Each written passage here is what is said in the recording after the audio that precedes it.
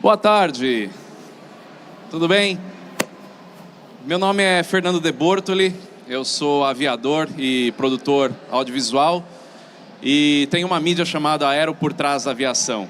A Aero por Trás da Aviação é a maior mídia de aviação do Brasil hoje e é onde a gente fala sobre tudo na aviação, desde o pequeno aeroporto até os grandes aviões dos aeroportos internacionais. Aqui no Campo de Marte já fiz muito vídeo, tem muito conteúdo sobre aviação aí. E o objetivo de hoje é falar um pouquinho sobre o futuro da aviação, mais focado no eVTOL. Todo mundo aqui já ouviu falar no eVTOL? Conhecem o termo? Se não conhecem, vocês estão no lugar certo para entender o que vai acontecer com o eVTOL e o futuro da aviação. Antes de falar exatamente sobre o eVTOL, falando do futuro da aviação, a gente pode dizer que a aviação deve tomar alguns rumos, como aviões elétricos, assim como a gente vê no mundo automobilístico, só que avião é um pouco mais difícil, porque a bateria pesa, então deve demorar um pouco mais. A gente deve ver aviões autônomos, assim como a gente vê no mundo automobilístico, e a gente deve ver também aeronaves supersônicas, só que dessa vez que seja viável, né? E pegando um gancho nessa parte do avião elétrico, eu entro no eVTOL. eVTOL é uma sigla em inglês que quer dizer Electric Vertical Takeoff and Landing, ou seja, veículo de decolagem e pouso na vertical elétrico. Porque o termo, se a gente tirar o E, que quer dizer electric, e colocar o VTOL, Vertical Takeoff and Landing, decolagem e pouso vertical, isso aí já existe, a gente já vê voando há bastante tempo, que são os helicópteros, são aviões militares que decolam e pousam na vertical sem precisar de pista, né? Então o VTOL já está aí funcionando há bastante tempo. Mas é curioso dizer o seguinte, que o eVTOL já tem essa ideia também há bastante tempo, mas apesar da gente, quando fala eVTOL, pensar nessa aeronave que a gente está vendo aqui nesse desenho, parece uma coisa revolucionária, algo que tiveram a ideia nesse século. Na verdade, isso aqui já é muito mais antigo do que vocês imaginam. E o meu passador de slide parou aqui, não sei porquê. Deixa eu voltar com ele aqui. Isso já é muito mais antigo do que vocês imaginam, e se a gente entrar no cinema, acho que todo mundo já viu um pouquinho dessas coisas aí. Bom, eu acho que o termo que mais se utiliza hoje em dia é que a gente chegou na era dos Jetsons, né? Aquele desenho dos anos 60, anos 70, que os carros voavam e você poderia parar na garagem da sua casa, que você entra num carro voador do mesmo jeito que você entra no seu carro. E assim como acontece no De Volta para o Futuro, eu coloquei a imagem do DeLorean aqui, todo mundo aqui já viu esses filmes, né, que eu coloquei aqui. E a ideia do carro voador do De Volta para o Futuro, dos Jetsons, ou desse filme aqui em cima, que é o Quinto Elemento, um filme dos anos 90, todas essas ideias de carro voador, era para você ter um carro desse na sua garagem e sair voando da sua garagem mesmo, de qualquer lugar que você tá, e vai para qualquer lugar. Por exemplo, você poderia parar aqui nesse estacionamento com um carro voador e parar na vaga do mesmo jeito que é um carro. Bom, isso daí é um futuro, eu não vou nem dizer quão distante é isso aí, porque a realidade é completamente diferente. E se a gente olhar aqui, ó, eu tenho um carro voador, que isso aqui é real, isso aqui voou. Isso aqui é um projeto alemão, até ali atrás a bandeirinha alemã. Agora, será que a gente está falando desse futuro do eVTOL, do Electric Vertical Takeoff and Landing, será que isso daí se trata de carro voador mesmo? A minha resposta é não. A gente não está falando de carro voador, só que a mídia trata muito isso como carro voador. Os carros voadores chegaram, os carros voadores não chegaram. O que chegou foi um novo conceito de mobilidade. Um novo conceito de mobilidade aérea urbana. Semana passada eu estava lá no Pânico e o Rogério Morgado me perguntou assim: o que você acha desses carros voadores? Você acha que vai substituir os carros normais? Não. Se cria um novo conceito de mobilidade urbana, que é a mobilidade aérea urbana. Então isso aqui não são carros voadores. A gente vai falar do eVTOL especificamente. Agora, por que não pode substituir carro da maneira que a gente conhece hoje? Muito simples. Porque para você voar qualquer coisa, exige, se for um piloto, exige um treinamento, exige toda uma certificação, que eu vou falar disso daqui a pouco. E não é tão simples você voar de avião ou de eVTOL como você dirigir um carro. Então não é tão simples você ter uma aeronave dessa guardada na sua garagem para você entrar, simplesmente sair voando como se fosse um carro, como a gente viu no De Volta para o Futuro. Então, para falar do eVTOL, eu costumo dividir em 4 pilares essa apresentação. A primeira delas é tecnologia, depois certificação, depois opinião pública e o mercado. Vamos começar falando um pouquinho sobre a tecnologia da aeronave em si. Bom, a tecnologia da aeronave em si, ela já existe. Você já tem aí eVTOL voando, já tem testes, já tem muitas empresas, tanto empresas gigantes como startups, todo mundo fazendo voos. E talvez muitos de vocês aqui... Oi? Talvez muitos de vocês aqui até tenham drones em casa, que você consegue decolar e sair voando com o drone facilmente. Quantos de vocês aqui tem um drone daqueles DJI, qualquer coisa do tipo? Né? É fácil pilotar um drone, certo? Só que você não está dentro dele. E a partir do momento que você coloca uma pessoa para voar nesse veículo, a coisa complica um pouco mais. Então, quando a gente fala de tecnologia, a tecnologia já está aí, né?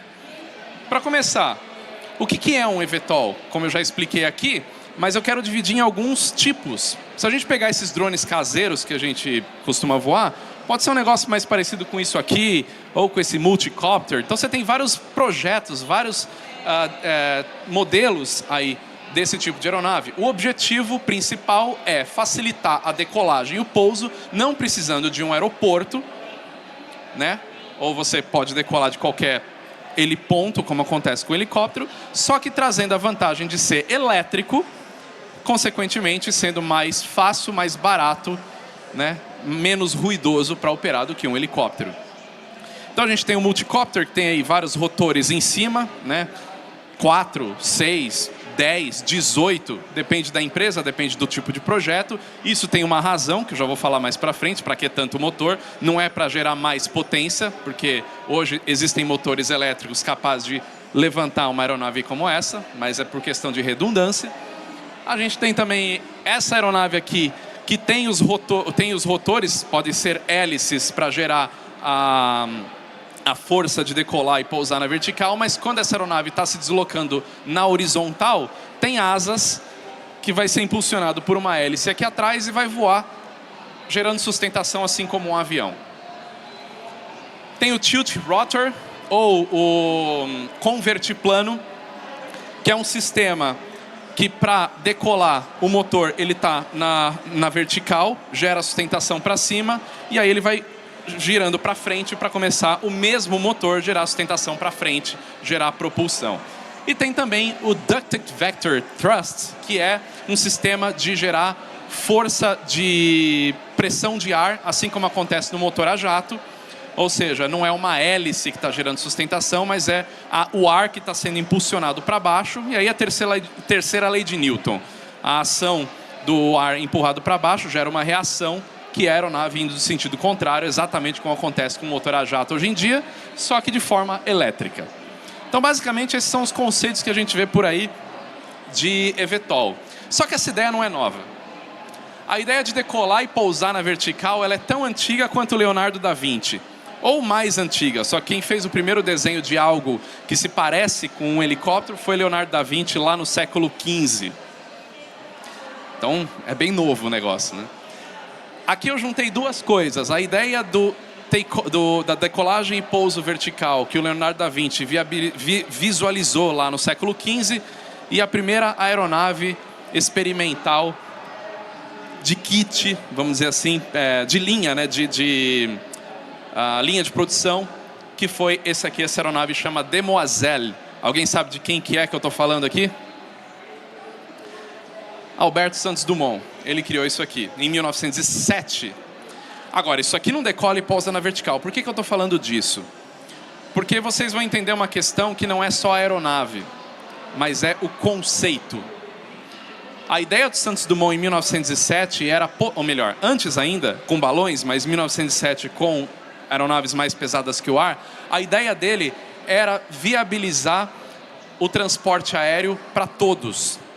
Quando ele inventou o Demoiselle, ele queria que todo mundo tivesse um desse na garagem para sair de casa voando e ir para qualquer lugar voando. Essa foi a ideia do Santos Dumont. E ele fez isso em Paris na primeira década do século XX. Era comum ver o Santos Dumont voando em Paris com o seu Demoiselle. Antes dele inventar o mais pesado que o ar, ele fazia isso de balão. Ele ia jantar em Paris de balão. Então ele chegava num restaurante no centro de Paris com o seu balão número 9, parava, dava as rédeas do seu balão para a pessoa que estava na frente do restaurante, que costumava segurar as rédeas de cavalo, e o Santos Dumont dava suas rédeas de balão e ia jantar com o balão esperando do lado de fora. Você viu como a ideia não é nova? De você ter uma aeronave em casa. Desde que começou a aviação, isso já existe. E aqui eu tenho alguns exemplos de como isso foi mudando ao longo do tempo, começando com o primeiro girocóptero de 1923, uma aeronave que muita gente tem medo, porque parece parece que vai quebrar, mas a ideia já era usar menos pista para decolar e pousar. Aí a gente passa para essa aeronave aqui. Alguém faz ideia de onde é esse projeto? Quem se arrisca aí? Ninguém? ITA, Instituto de Tecnologia Aeronáutica, lá em São José dos Campos. Esse projeto, olha como ele é parecido com um quadrimotor que a gente conhece de hoje. Só que esse projeto ele é de 1951. E a ideia em 1951 já era de fazer aeronaves que pudessem decolar e pousar na vertical. E o mesmo engenheiro que deu início a esse projeto no Brasil, mais para frente, fez isso aqui nos Estados Unidos, que é o V-22 Osprey, uma aeronave militar com vertiplano. Você vê que o rotor está inclinado para cima. Quando isso aí ganha altura, ele começa a inclinar para frente e vai se deslocar horizontalmente, voando como um avião. E essa traquitana aqui, que parece um disco voador, também é um projeto dos anos 50, com a mesma ideia militar, a mesma ideia, um projeto do Canadá chamado Avrocar, de você decolar e pousar na vertical e usar esse negócio saindo de qualquer lugar. Vê que esses dois aqui de baixo são projetos militares. E é ali onde essas histórias começam. Principalmente nos anos 50, que era uma época onde o dinheiro militar, principalmente nos Estados Unidos, era infinito, e eles inventavam de tudo. Então, quando você pega o início da Guerra Fria, 1950, 1960, é onde eles desenvolveram as coisas mais esquisitas do mundo. Só que tinha um problema nessa época. A ideia existia, mas não era viável por conta de tecnologia. Não tinha a tecnologia necessária para fazer aquilo que eles visualizavam, como aconteceu com essa aeronave. Isso aqui é uma aeronave britânica, também dos anos 50, chamada Rotodyne. E eu pus essa aeronave aqui para falar que, além da ideia da aeronave em si, de decolar e pousar na vertical, lá nos anos 50, eles já pensaram no conceito de você sair com algo próximo da sua casa, voar até um aeroporto, pegar o seu avião para fazer um voo mais longo. No outro aeroporto, você pega um desse aqui e voa até um local próximo da sua casa. Conceito de mobilidade aérea urbana. Quem mora na zona sul de São Paulo e precisa pegar um avião em Guarulhos, é 1 hora de viagem. Se você faz isso de helicóptero ou de eVTOL, vai reduzir para 10, 15 minutos.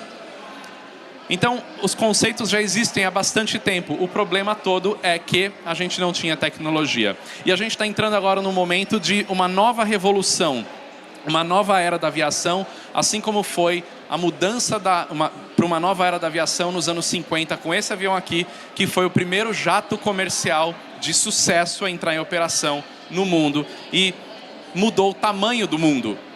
Diminuiu as distâncias, porque até então, para você fazer um voo entre os Estados Unidos e a Europa, tinha que fazer via Atlântico Norte, fazer algumas paradas, demorava, não era tão seguro como é hoje, né? As aeronaves eram devagar, não eram confortáveis, eram barulhentas. Até que nos anos 50 a Boeing trouxe esse avião.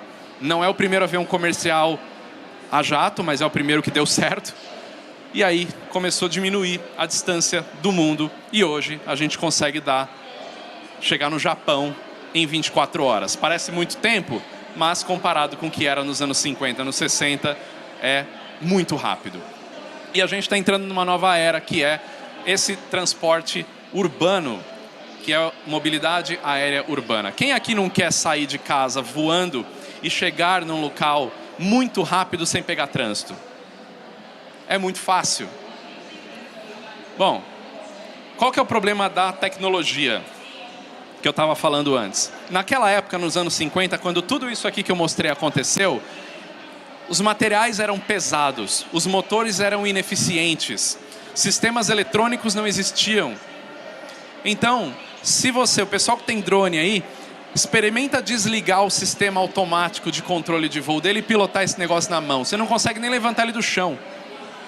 Aquela estabilidade toda do drone, de ficar paradinho lá, tudo ali tem um cérebro funcionando, eletrônico, para ter todos os sistemas estabilizados e equilibrados, para que ele não perca o seu voo, como acontecia no passado, como aquela aeronave disco voador que eu mostrei antes. Aquilo era impilotável.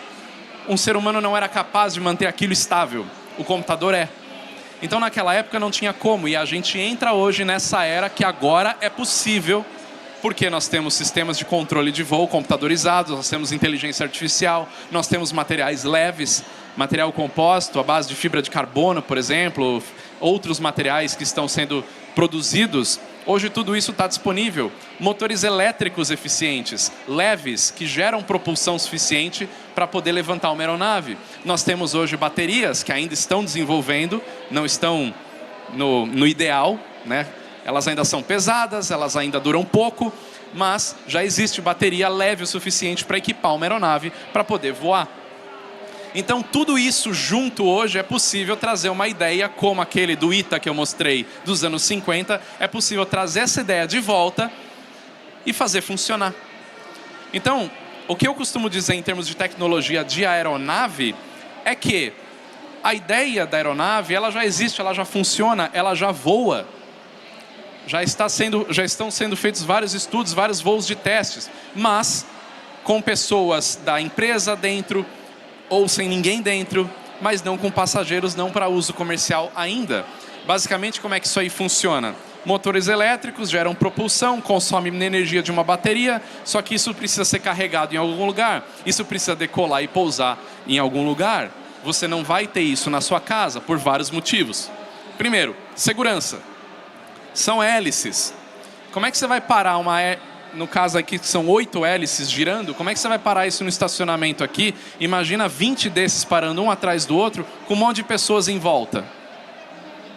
Não dá. Vai ter problema.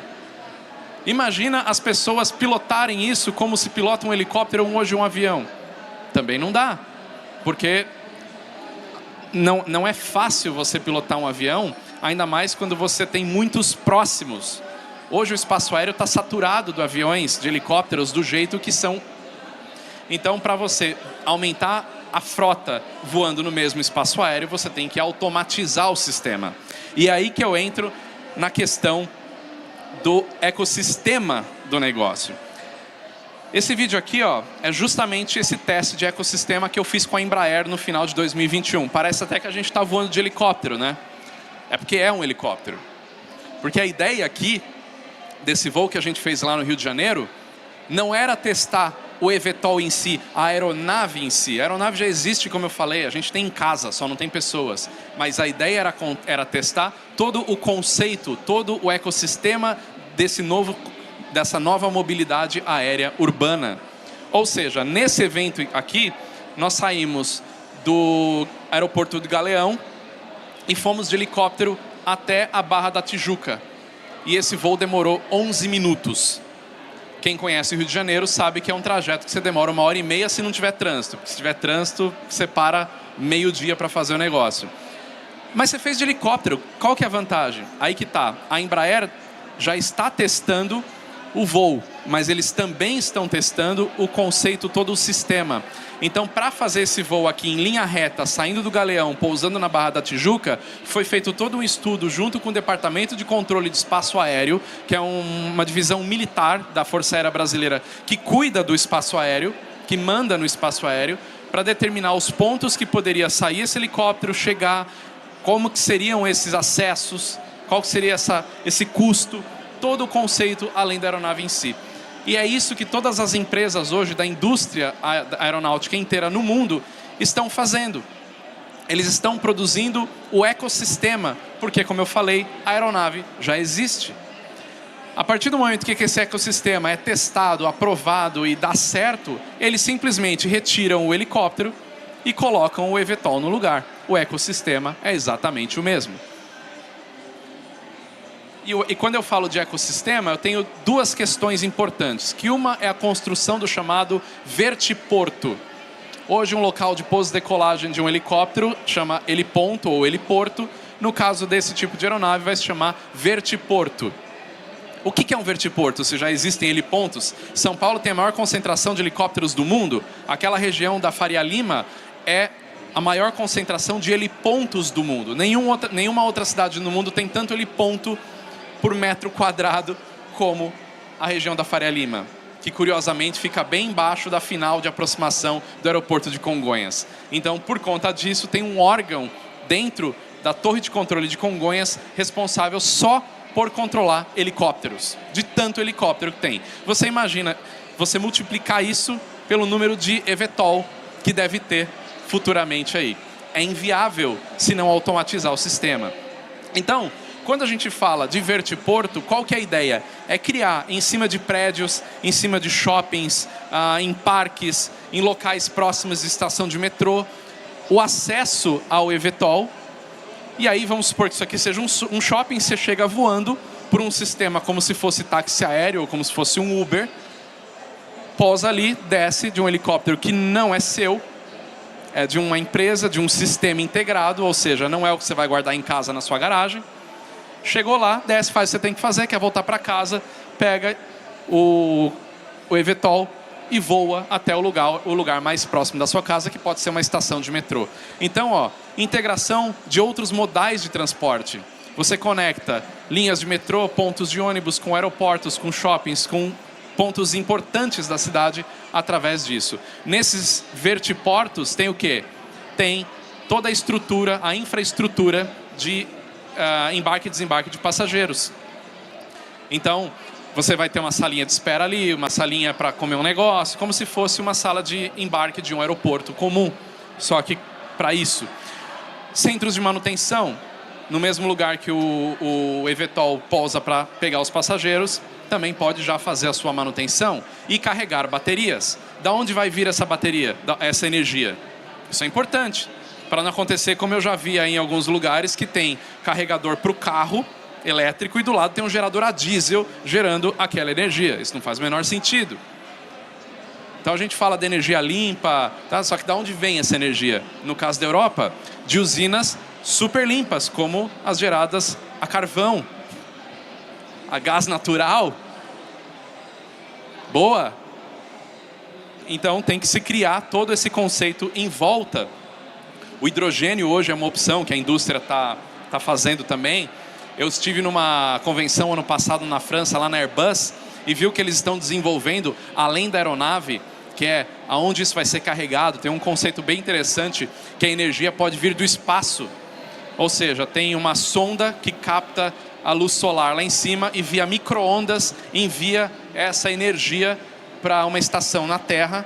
Então é uma energia solar mais eficiente. Isso parece futuro, uma loucura completa, mas dentro da Airbus, lá na Alemanha, eles já estão fazendo isso.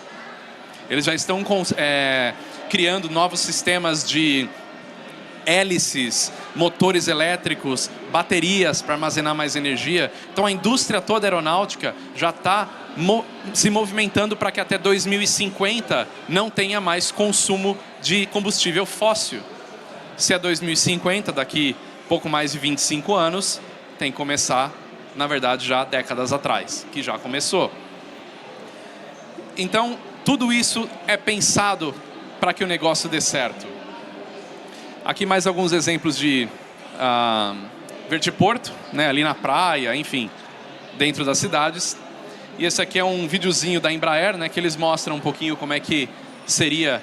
Na verdade, essa aqui é uma empresa chamada IVE, que é uma subsidiária da Embraer, justamente para fazer isso acontecer. E o que a IVE hoje está desenvolvendo, não é só a aeronave, como eu falei, que já existe, mas sim isso.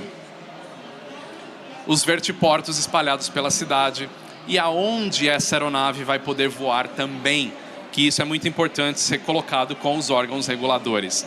Uma outra coisa importante também é qual vai ser o sistema de voo. Como eu falei, essa ideia de você ter isso na sua casa para decolar e pousar a hora que você quiser ir para onde quiser, esquece. Pelo menos não num futuro próximo, talvez não nesse século a gente veja isso. Agora, como é que vai ser a aeronave? Vai ser tripulada? Vai ser autônoma? Quem aqui entraria numa aeronave sem piloto? Eu imaginei. Meia dúzia só. É por isso que as aeronaves ainda não são autônomas, porque a tecnologia já existe, já está sendo testada. Só que como é que você vai colocar isso para funcionar se ninguém entra para voar? Então tem esse ponto. Só que existe toda também uma ideia de você ter o Big Data, né, para você poder processar essa quantidade de informação de uma aeronave autônoma que vai voar. Tem que ter um sistema de controle. Não pode simplesmente soltar uma aeronave autônoma junta com mais outras 500 voando no mesmo espaço aéreo sem uma central controlando isso. Como é que vai ser essa central? Tudo isso já está sendo desenvolvido e sendo pensado pela indústria aeronáutica também. Aqui tem o simulador do IVE da Embraer e essa traquitana aqui, ó, é o IVE. Isso é real, isso não é 3D não. Essa já é a aeronave da Embraer, modelo em escala, voando. Por que modelo em escala? Por que não tem ninguém dentro? Porque é a próxima parte dessa apresentação que eu vou falar. Que voar algo não tripulado é muito mais fácil, muito mais viável do que você colocar seres humanos dentro disso. Resumindo um pouquinho o que eu falei até agora do conceito do ecossistema de mobilidade aérea urbana, é isso aqui. Sai de um ponto, vai para o outro, sai do outro ponto, vai para um aeroporto, por exemplo, chega no outro aeroporto, pega o seu eVTOL e vai para o destino final. Airport Shuttle, o que você faz hoje de ônibus ou de metrô ou de trem em muitos lugares do mundo, pode ser feito de eVTOL, voando. Então, um negócio que de carro demoraria 1h30 de deslocamento, de eVTOL vai demorar 15 minutos. E eu vi isso na prática lá no Rio de Janeiro, quando eu falei do teste da Embraer. Galeão, Barra da Tijuca, em 11 minutos. É tão perto que a gente muda completamente a ideia de distância das coisas. É tão rápido, né? Parece que o negócio dá para ir a pé. É mais ou menos essa ideia. Bom, tudo isso que eu falei de tecnologia é muito bonito. É o futuro da aviação. Veremos essas aeronaves voando muito em breve. Eu fui para Dubai no começo do ano. Muita gente me falava que lá eles já estão testando isso. Eu imaginei que eu ia chegar em Dubai e ia ver os eVTOL voando. Não. Não estão voando em Dubai. Eles estão testando o eVTOL em Dubai. Porque agora a gente entra numa questão importante que chama certificação. Como eu falei, a partir do momento que você coloca pessoas dentro de uma aeronave, hoje em dia, precisa provar que essa aeronave é segura, que ela não vai explodir, que ela não vai cair, que ela não vai cair em cima de casas, que ela não vai matar um monte de gente. As empresas que estão desenvolvendo o eVTOL estão passando por todo o processo de certificação que dura anos, 5, 10 anos, para certificar uma nova aeronave. Ainda mais se tratando de um novo conceito. Porque uma coisa é a Boeing, por exemplo, criar um avião muito parecido com os anteriores que eles já fizeram, fuselagem igual, asa parecida, um motor mais eficiente, mais moderno, mas a base é a mesma. Desde o Boeing 707 que eu mostrei aqui lá dos anos 50, a base dos aviões comerciais é exatamente a mesma. Muda uma coisinha aqui, uma coisinha ali, um motor mais eficiente, o sistema interno mais moderno, mais computadorizado, mas é uma fuselagem comprida com 2 asas, com 2 motores, na época 4, e vamos voar, e é isso aí. Quando a gente chega no eVTOL, é tudo novo. Está criando um conceito inteiro novo. Então, o processo de certificação, ele é muito mais demorado. Tem que provar a segurança, como eu já falei. Tem que ter a aeronavegabilidade, isso é um termo muito utilizado na aviação. Essa aeronave, ela é aeronavegável? Ela é uma aeronave estável? Ou se der uma pane no sistema, ela vai sair que nem louca, e como acontecia com os drones. Você estava pilotando o drone no controle remoto, de repente ele perdia o sinal e ia embora. Ia cair em algum lugar. Imagina isso, um drone de poucos quilos multiplicado por um negócio de mais de 1 tonelada carregando 4 pessoas. De repente ele vai embora. Se desconecta do sistema de controle. Então isso tem que ser feito da maneira correta. A indústria já está criando isso daí. Autorização de voo. Hoje em dia, para você decolar e pousar um helicóptero de qualquer lugar, você tem que ter autorização. Pelo menos do dono do terreno de onde você vai operar. Você não pode chegar com um helicóptero na praia, como acontece, sair pousando de qualquer jeito em cima das pessoas. Não pode fazer isso. Tem um controle. Você não pode operar, você não pode homologar um heliponto, né, do lado de uma escola infantil, por exemplo, um heliponto privado, ou do lado de um hospital. Tem todo um controle, isso é determinado pelo DCEA, Departamento de Controle de Espaço Aéreo da Força Aérea Brasileira. Eles que vão fazer um estudo para entender se aquele heliponto está num local que é possível estar. Você não pode simplesmente sair voando com um helicóptero e atravessar ali o meio da Faria Lima para pousar em qualquer heliponto sem entrar em contato com o controle, sem alguém te autorizar a fazer esse pouso. Uma vez eu pousei num prédio com um helicóptero lá na Faria Lima, estava fazendo uma matéria para o Aero, e a gente ficou 10 minutos pousados com o rotor girando, o helicóptero ligado, para esperar o tráfego de Congonhas aliviar para a gente poder decolar. Então não é só chegar e pousar. Tem todo um processo. E é justamente isso que a indústria está se preocupando. Aonde que essas aeronaves vão voar? Tem que homologar o sistema. Se é uma aeronave autônoma que está se comunicando via sistema de rádio ou qualquer outra tecnologia, Wi-Fi, vamos dizer assim, por uma central, qual que é essa tecnologia? Está homologado isso? Isso não vai conflitar com a aviação que nós já temos hoje? Isso não vai conflitar com outros sinais de rádio que já existem? Então tudo isso faz parte daquele ecossistema que eu falei, e tudo tem que passar por certificação. A aeronave tem que ser homologada. Pouso e decolagem, um pouco do que eu já falei, né? Tem que homologar o vertiporto para poder saber onde pode ou não pousar, se não vai atrapalhar ninguém em volta, né? E também a integração do espaço aéreo. O que acontece? Nós não estamos em 1900, onde Santos Dumont poderia voar com o seu balão número 1, ou ele poderia ir jantar em qualquer lugar em Paris voando. Naquela época não tinha ninguém voando, pouquíssimas pessoas, pouquíssimos pioneiros voando. 123 anos depois, a gente tem isso. A gente tem o espaço aéreo mundial já todo dividido, com órgãos de controle certos. É claro que se você vai voar numa área remota, onde não tem aeroporto, onde não tem avião, é mais fácil você voar sem falar com ninguém. Só que a ideia da mobilidade aérea urbana, o nome já sugere. Urbana é para voar em cidades como São Paulo, onde a densidade de aeronaves já é muito grande.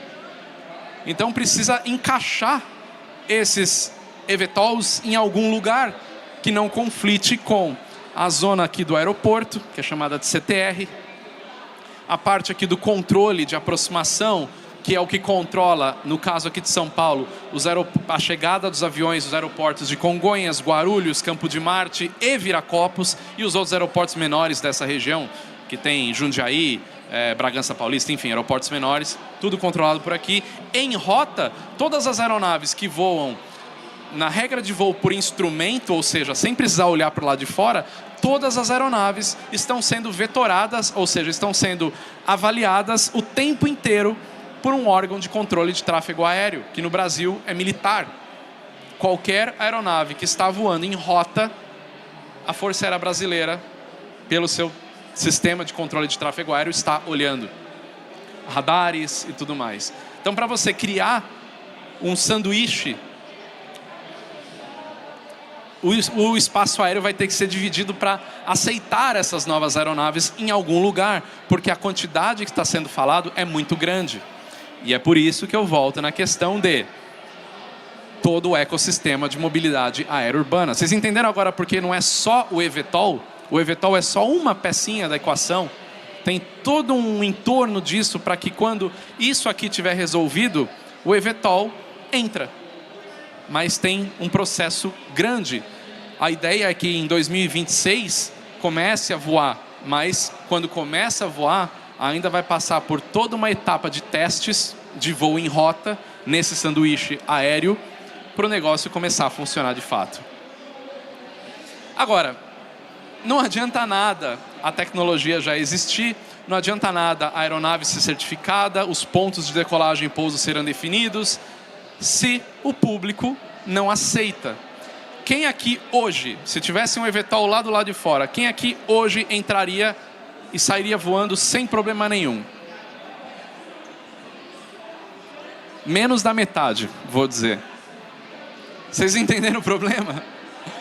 Agora, essa questão ela também já está sendo resolvida há bastante tempo. Essa aeronave aqui não tem nada a ver com o eVTOL, tá? Eu coloquei essa aeronave, que esse avião chama Cessna Grand Caravan. É um avião extremamente eficiente, extremamente seguro, carrega aí por volta de 10 passageiros, tem um motor turbohélice e uma hélice na frente. Esse avião hoje em dia está sendo operado por uma empresa no Brasil, além de outras, mas de linha aérea, chamada Azul Conecta. Quem voa de vocês aqui? As mesmas pessoas que voam no eVTOL, né? Pois é, existem casos na Azul Conecta da pessoa ter comprado o ticket, a passagem aérea, chegou no portão de embarque, olha do lado de fora, vê esse avião e fala, é isso aí? Não vou. Vira as costas e vai embora. E perde a passagem. Porque ela não entra nisso aqui de jeito nenhum. Sendo uma aeronave extremamente segura, certificada, com décadas de operação, um número baixíssimo de acidentes, extremamente eficiente para aquilo que ela é proposta. Então a gente tem que vencer essa barreira.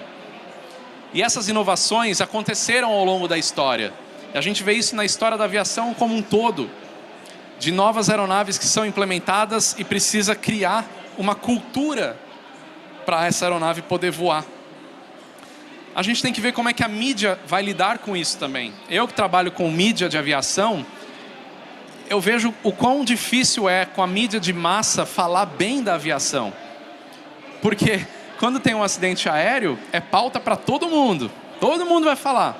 Agora, quando a Embraer lança o IVE, o eVTOL, você vai ver as notícias numa notinha de rodapé em algum lugar, se tiver. Só que hoje ainda é tudo muito bonito. Mas e quando começar a operar? E quando tiverem os primeiros problemas? Como é que vai lidar com isso? Só que isso também já está sendo trabalhado. Porque se a gente pegar mais uma ideia do passado... Por que eu estou mostrando foto de elevadores aí? Porque quando o elevador foi inventado lá no século XIX... Ele não era para atender prédios altos, né? Mas o negócio foi andando, andando e até chegar no século XX e ele equipar prédios e as pessoas simplesmente não entrarem numa caixa fechada que se desloca na vertical, porque o pessoal tinha medo de elevador. E é por isso que naquela época os elevadores tinham um piloto de elevador chamado ascensorista. Primeiro para operar a máquina, que era muito mais complexa do que hoje, porque hoje a gente tem o quê? A gente tem o sistema eletrônico, a gente tem computador, você põe o seu crachá no prédio ali na catraca, o elevador já identifica qual andar que você vai, se só entra e sobe, não precisa nem apertar mais botão. Mas naquela época tinha que ter o piloto de elevador para as pessoas entrarem no elevador, o cara tinha que falar, não, pode vir, é seguro, estou no comando. E ao longo da história, só passando por esse daqui também, né? Quantos aqui de vocês sabem que a linha de metrô amarela de São Paulo é autônoma? Não tem maquinista, condutor, não tem nada. E tem gente que tem medo porque não tem nada. Mas já tem um sistema todo integrado, funciona. Quantos acidentes na linha amarela já aconteceram? Só que a gente está falando de um sistema de transporte sobre trilhos e não voando. Então é um pouco mais fácil. Só que se a gente pegar ao longo da história, Quando eu mostro isso aqui, o Elon Musk, da SpaceX, dizia lá em 2018, 2019, que em 2024 a gente já estaria começando a colonizar Marte. A gente não está começando a colonizar Marte. E isso ainda está um pouco longe de acontecer. Uma década, pelo menos. Agora, por que isso é colocado na cabeça das pessoas tantas e tantas vezes? Para que quando isso aqui acontecer já é algo normal. A gente já viu isso. Quando você vê uma sonda pousando em Marte, já aconteceu. Desde os anos 70 a sonda chega em Marte. Então já é normal. Então a indústria ela começa a colocar isso na cabeça das pessoas. Da mesma maneira que eu falei que em Dubai me disseram que tinha eVTOL voando, não tinha, mas já está normal. Quando tiver, você vai olhar e falar, olha ali o eVTOL, e vai passar andando, porque já é normal, você já escuta isso há décadas. É essa ideia aqui, e tem uma coisa bem legal que eu costumo dizer também, que é o Capitão Kirk da Star Trek lá dos anos 70, segurando uma espécie de telefone celular. E esse aqui é do filme O Vingador do Futuro, de 1990, 33 anos atrás, ela fazendo uma videochamada. E durante o filme inteiro, todas as conversas por telefone é com câmera. Quando a gente viu isso aqui, quem é dessa época, quando a gente viu isso daqui acontecer no filme, você falava, nossa, olha que legal, videochamada. Aí eu pergunto para vocês, quando foi o momento que a gente deixou de falar no telefone assim e passou a falar no telefone assim? Vocês lembram o ano que isso aconteceu? Alguém aqui lembra? Não, porque isso foi acontecendo. Se tornou algo natural. Veio dos filmes, depois passou para os desktops, depois dos desktops passou para o celular, e quando você viu, você já estava fazendo um FaceTime, uma conversa por WhatsApp de vídeo, um Zoom, qualquer coisa do tipo, naturalmente, sem saber quando que isso realmente virou a chave. E é isso que está acontecendo na indústria do eVTOL hoje em dia. Está sendo implantado na cabeça, sem vocês perceberem, que isso está mudando, que esse é o futuro da aviação, para chegar no momento disso começar a voar e não ter o problema da opinião pública, de ver um negócio completamente revolucionário que voa e falar, eu não vou voar nisso aí. Porque se acontecesse desse jeito, a gente teria um outro problema, chamado mercado. Ou seja, se as pessoas não aceitarem, o mercado não aceita e o negócio quebra. Por mais que você crie uma indústria sobre isso. E é o que está sendo criado. As aeronaves, empresas que criam peças, manutenção, bateria, vertiportos, tudo em volta está sendo criado nesse momento. Mas se você não tiver o mercado aceitando isso, o negócio não vai dar certo. E aqui eu tenho dois exemplos muito clássicos do que o mercado não aceitou. Um da aviação e outro que não tem nada a ver com a aviação, mas acho que todo mundo aqui já ouviu falar do Google Glass. Quem aqui já ouviu falar do Google Glass? Quem aqui tem um Google Glass? Quando o Google Glass foi anunciado, parecia a revolução. Nossa, agora vou apertar um botãozinho aqui, ó, eu vou ver o nome de cada um de vocês, porque vai conectar na rede social, o troço vai identificar seu rosto e eu no meu olho já vou ver quem são todos vocês. Isso acontece? Não. O Google Glass não deu certo porque não fazia sentido na época. O mercado não absorveu isso, não funcionou, não vendeu. E voltando para a minha área, que é a aviação, esse avião simpático, que acho que todo mundo já viu, chamado Concorde, também não deu certo. Porque não era acessível, não era viável. Esse avião aqui foi lançado lá nos anos 70 como a revolução da aviação. Agora a gente vai ter voo supersônico para transporte de passageiros. Agora a gente vai conectar a Europa aos Estados Unidos em 3 horas e meia, um voo que normalmente leva 7 horas e meia aí num avião tradicional que a gente conhece. Tentaram, deu muito errado. Ah, mas o negócio ficou voando aí perto de 30 anos? Sim, porque foi uma imposição do governo britânico e francês para fazer isso aqui funcionar. As fabricantes, tanto da França quanto do Reino Unido, eram estatais, estavam a ponto de perder mais um projeto. O Reino Unido vinha numa série de história de perda de projeto, de aviões, e eles não queriam perder mais um. Mais uma perda na história deles ia ser um fracasso total para o país. Então eles empurraram isso goela abaixo de duas empresas, uma chamada British Airways, companhia aérea estatal britânica, e outra chamada Air France, companhia aérea estatal francesa, para operar esse avião e fingir que ele deu certo, que não deu. Por quê? Consumia muito combustível, gastava muito, era muito caro, fazia um ruído absurdo. Logo, ele começou a não poder mais operar em aeroportos dentro dos países. Os Estados Unidos proibiram voo de aeronave supersônica em seu território. Além do boom sônico que esse avião causava na época, ele também tinha motores extremamente barulhentos. Logo, ele ficou limitado a um voo só sobre o Oceano Atlântico, porque ele não tinha nem autonomia para sobrevoar o Oceano Pacífico. Ou seja, era inútil. O mercado não absorveu. Mas durou quase 30 anos? Sim, porque chegou um belo momento que, como eles precisaram absorver essa aeronave de algum jeito, eles falaram, cara, vamos criar um negócio aqui, glamourizar esse troço, servir caviar, servir champanhe, falar que as celebridades voam, que os bilionários do mundo voam, e glamourizaram, e foi isso que aconteceu, e transformaram o Concorde num objeto de desejo. Até em 2003 ele já está muito obsoleto, ter passado por um acidente e acabou sendo encostado de vez. Mas esse exemplo aqui é muito claro de como que o mercado precisa absorver o produto. Porque se não absorver, não adianta nada. Isso parecia revolucionário. Era revolucionário, mas não deu certo. Quando a gente fala dos eVTOLs, a ideia é exatamente a mesma. Então já tem uma grande experiência de fracassos no passado, a indústria está se mobilizando para que esse seja de fato o futuro da mobilidade aérea urbana. Helicóptero é muito caro, é muito ruidoso, então se coloca esses conceitos hoje para que a gente entenda que esse será realmente o futuro da aviação. Tanto é que a indústria como um todo já está envolvida nisso. No caso do Concorde, eram empresas estatais britânicas, francesas. Naquela época também era muito diferente, né? O mercado, a indústria. Hoje já tem diversas startups pelo mundo inteiro desenvolvendo a aeronave, como essas aeronaves que eu coloquei aqui. Agora, existem indústrias, empresas gigantescas do setor, como a Embraer e a Airbus, que estão desenvolvendo, além da aeronave, todo o ecossistema que eu mostrei para vocês aqui.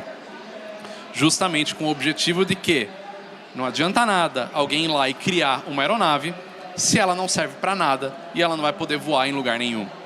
Então hoje você vê Embraer, Airbus, empresas do mundo automotivo como Toyota, Porsche, Hyundai, Honda, Mercedes, todas essas envolvidas de alguma forma nesse desenvolvimento de aeronave de decolagem e pouso na vertical, para que dessa vez esse novo conceito ele passe a funcionar.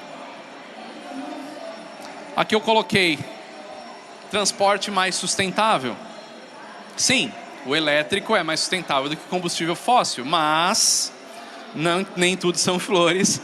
A gente não pode cair no conto de que a eletrificação das coisas resolve o problema de poluição, que não é verdade. No evento que eu fui da Airbus o ano passado, o que mais se falou foi isso. Ok, o público acha muito bonito tudo elétrico, mas da onde vem a energia? Para onde vai a bateria? Não é tão limpo assim. Quando eles falam do hidrogênio, que é um outro tipo de combustível que está sendo desenvolvido, a Airbus está envolvida nisso também, é a mesma coisa. O hidrogênio é um combustível limpo? Sim. Só que se ele vazar dos tanques de uma forma errada, ele pode causar mais problemas na atmosfera do que um combustível fóssil. Parece estranho falar isso, eu não sou cientista para explicar a fundo, mas se vocês tiverem interesse, na Airbus eles têm vários artigos sobre isso, e no canal Aero por Trás da Aviação já fiz um vídeo explicando mais a fundo sobre esse problema de vazamento de hidrogênio. Fora que o hidrogênio também pode ser extremamente perigoso se não armazenar direito, como acontecia com os dirigíveis no passado, ou com os balões. O hidrogênio é um combustível extremamente volátil e ele é altamente explosivo, né? Então, você colocar isso numa aeronave é complicado. Ruído. Vocês acham mesmo que o eVTOL vai ser praticamente ruído zero? O grande problema do ruído dos helicópteros de hoje não é o motor mas é uma coisa chamada aerodinâmica. Qualquer coisa que se movimenta no ar faz barulho. O ar tem moléculas. E qualquer objeto sólido que passa por essas moléculas tem atrito e isso gera ruído. Por isso que um helicóptero faz barulho. E quando essas superfícies aerodinâmicas ultrapassam a barreira do som, que é o caso que acontece muitas vezes na ponta da pá do rotor de um helicóptero, faz um barulho que é aquele boom, né, aquele estampido. Isso daí multiplicado por várias aeronaves acaba gerando muito ruído. E é por isso que o seu drone elétrico, que já está voando, faz barulho. Experimenta tirar a hélice do drone e ligar ele sem hélice para você ver o quão mais silencioso ele é só com os motores elétricos. Colocou a hélice, problema aerodinâmico, que a indústria também está trabalhando para desenvolver, para resolver, mas qualquer coisa que passa pelo ar faz barulho, então o eVTOL também gera ruído. Isso aqui que você vê em volta é um duto. Isso tem a função também de diminuir o ruído, né, das hélices do eVTOL. Só que aí você fala de eVTOL com 18 motores, que tem 18 motores por redundância, porque se parar um você ainda tem 17 funcionando, né? Se parar 5 você ainda tem 13 funcionando. Multiplica isso daí pela quantidade de rotores, né, o ruído pela quantidade de motores, você tem um barulho muito grande, que é o que acontece hoje com um dronezinho pequenininho, imagina, transportando toneladas de carga.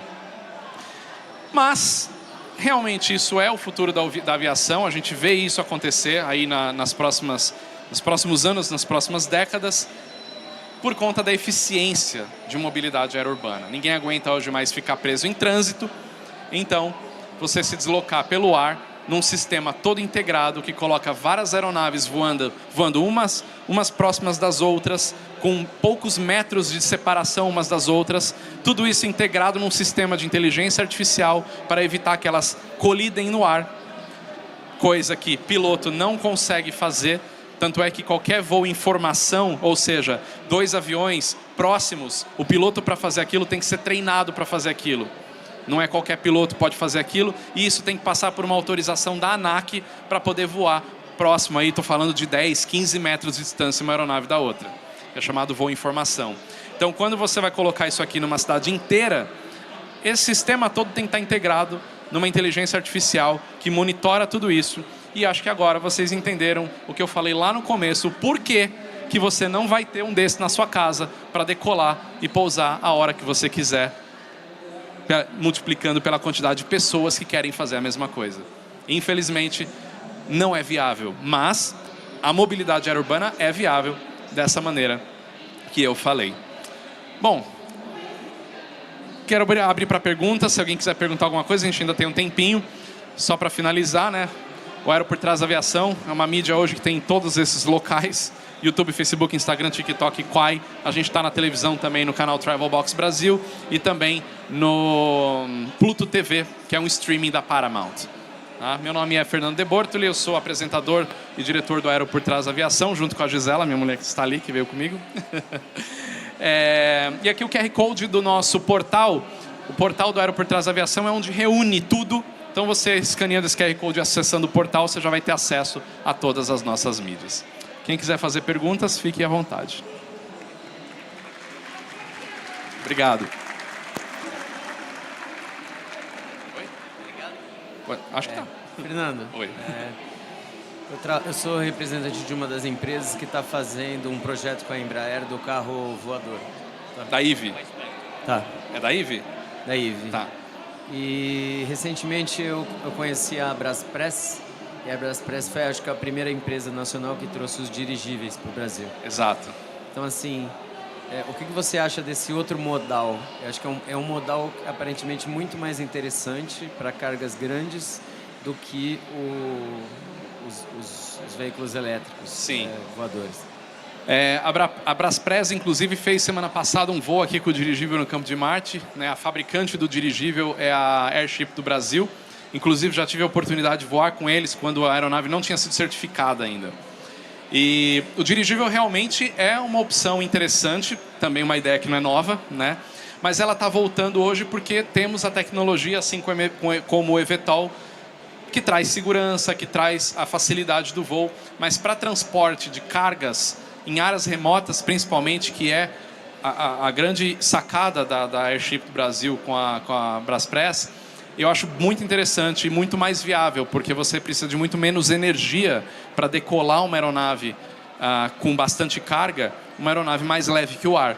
Né? Então você tem ali um velame, né? Um balão gigantesco cheio de gás hélio, hoje em dia que é o que se usa, e aí você consegue fazer isso de forma muito mais barata.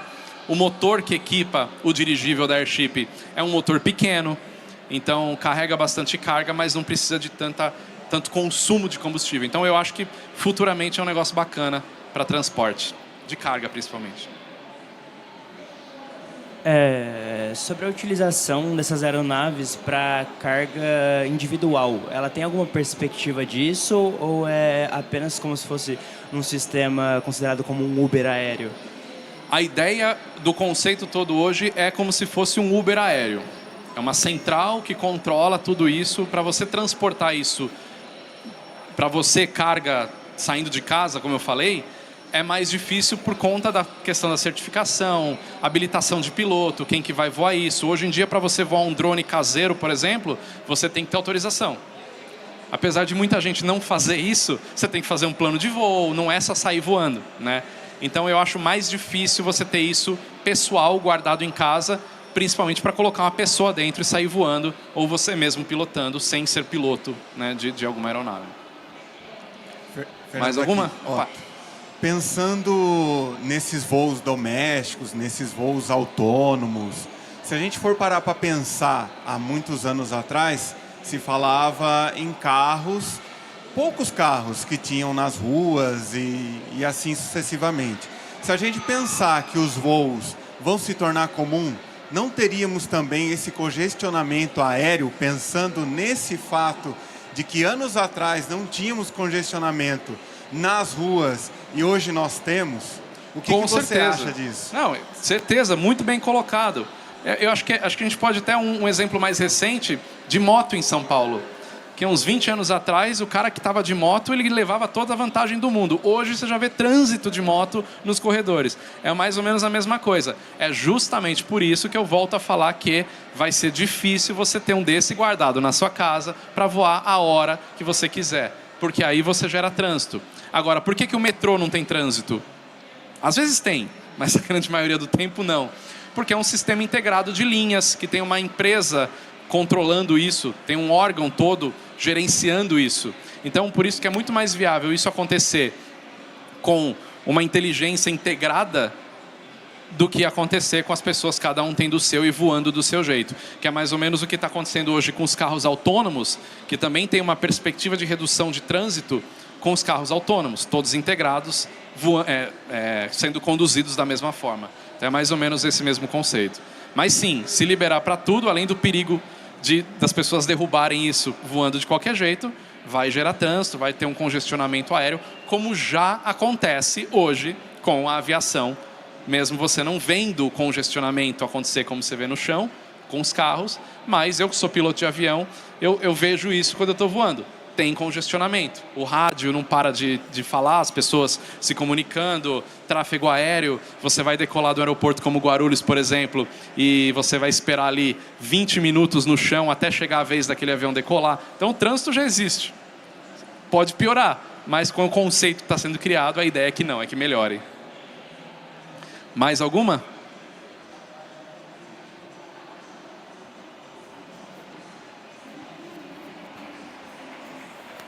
Oi? Sim, tem um minuto. Fernando? Oi. Danilo aqui, no fundo. Aonde? Peraí, não estou vendo. Aqui, Fernando. Ah, aqui. Legal. Bom, a gente viu aí na sua apresentação, agradeço, parabéns pelo momento aqui na Campus Party. Por mais que a tecnologia, a inovação traga benefício para a sociedade, a gente precisa que exista um regulamento, uma regulação por trás disso tudo.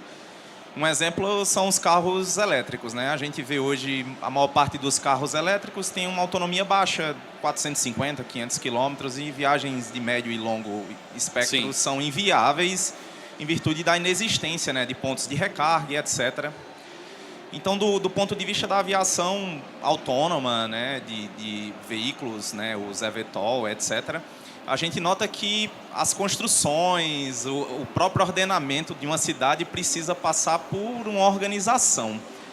Do ponto de vista da legislação brasileira, o que é que o Congresso, o que é que o Senado, o que é que a organização civil constituída tem discutido a respeito disso, de montar um planejamento dentro do teu conhecimento, logicamente. Há um movimento em cima disso? Sim, há um movimento em cima disso. A Embraer é uma das responsáveis, junto com a IVE, né, que é a subsidiária. Quando eu fiz o voo no Rio de Janeiro lá em 2021, o objetivo foi justamente esse, mostrar para os órgãos competentes a viabilidade desse tipo de movimento.